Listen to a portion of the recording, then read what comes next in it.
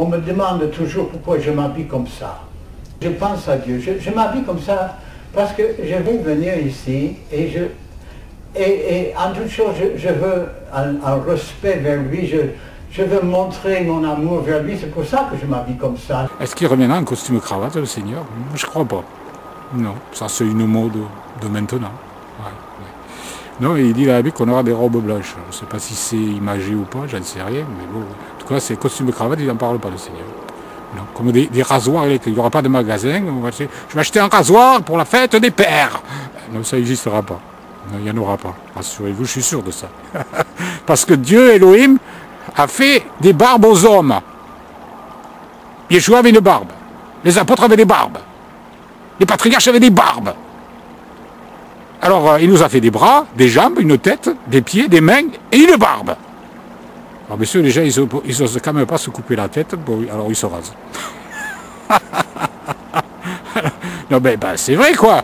Il nous a fait une barbe, mais ça, on peut le raser, alors on le rase. Mais ça pousse tous les matins, c'est récalcitrant, hein. C'est que ça ne va pas partir. Ça repousse. Ah, bien sûr, si vous coupez votre tête, elle ne repoussera pas, ça c'est sûr. Mais bon. Non, Dieu dit, tu ne détruiras pas les frontières de ta barbe. Il ne faut pas. Laissez-vous pousser la barbe. Et c'est pas parce qu'il y a des terroristes qui ont des barbes qu'on ne peut pas se laisser pousser la barbe. Parce que c'est un piège de diable, ça. C'est le diable qui fait ça. Maintenant, il y a des endroits où vous ne pouvez plus trouver de travail si vous êtes un barbu. Terminé. Il faut se raser, obligé. C'est le passeport, c'est pas de barbe. Seulement, ils sont un peu bêtes, les gens, quand même, je vais vous dire. Parce que les attentats du 11 septembre, ils n'ont pas été faits par des barbus. Hein.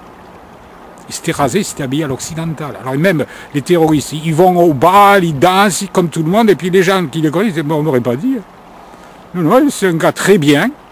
Puis le barbu, le pauvre barbu qui arrive à se reprocher, on va le soupçonner d'être un terroriste simplement parce qu'il a une barbe. Voilà.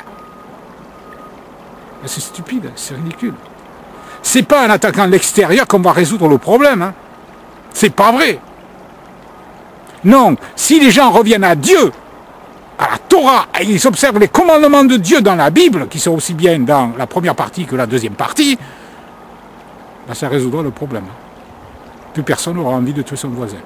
On s'aimera. Tu aimeras ton prochain comme toi-même. Tu aimeras d'abord Dieu et ton prochain comme toi-même. C'est dans la loi. Et puis c'est aussi repris par les apôtres quand ils prêchent l'évangile. Voilà. Lisez la Bible, vous verrez, ça y est. Ma barbe, elle n'est pas toute blanche, elle est blanchâtre. Mais il fait un temps où elle n'était pas blanche. Mais remarquez, je ne la laissais pas pousser. Bon, je ne voyais pas trop comment elle était. Je n'avais pas le temps de voir. Tous les matins, allez voir un coup de rasoir. J'ai fait des économies de rasoir. Oh. C'est sûr. Et puis, je perds moins de temps à la salle de bain, ça c'est clair. Parce que je mettais un moment pour me raser. Je me rasais de très près. Oui, oui. J'aimais que ce soit lisse. Lisse comme un miroir. Si je sentais un petit grain, hop, je l'enlevais. Un petit poil. Là, j'ai changé. Ouais. On changeait avec l'âge. Mais bon, j'ai changé pour Dieu, pour Yahweh, pour Elohim. Vous pouvez dire comme vous voulez. Et j'ai changé de ce côté-là parce que la Bible dit tu ne détruiras point les frontières de ta barbe. Ça, quand je le vois, je ne sais pas si je l'avais vu même. Je vous dis franchement, si je l'ai vu, je l'ai zappé. Parce que bon, je l'ai découvert il n'y a pas longtemps grâce à Ruth Israélite. Et elle m'a convaincu. Ah ouais, elle m'a convaincu. Parce que j'ai été objectif avec la parole de Dieu. Parce que quand on est dans une église évangélique ou autre, on n'est pas très objectif. On est influencé par l'entourage et par l'enseignement du pasteur. Donc c'est le pasteur, il sait tout, on le croit, évidemment. Mais les premiers chrétiens, ils vérifiaient dans les Écritures pour voir si ce qu'on leur disait était vrai. Mais dans quoi ils lisaient? Dans les lettres de Paul, dans les lettres de Pierre, de Jacques, dans les épîtres ou dans les évangiles? Non, ça n'existait pas tout ça. Ils lisaient dans l'Ancien Testament, enfin de ce que vous appelez, et ce que j'appelais moi l'Ancien Testament. Ils lisaient dans la Torah. Ben oui, forcément il n'y avait pas de choses. Et puis dans la Torah, il n'y avait pas simplement les livres qu'on a, parce qu'il en manque plein. Le livre du juste, le livre d'Enoch, Nathan le prophète. Ils sont mentionnés dans nos Bibles à nous, hein, dans nos versions, mais on ne les a pas. Donc c'est qu'il nous manque des trucs, quoi. Il nous manque des choses.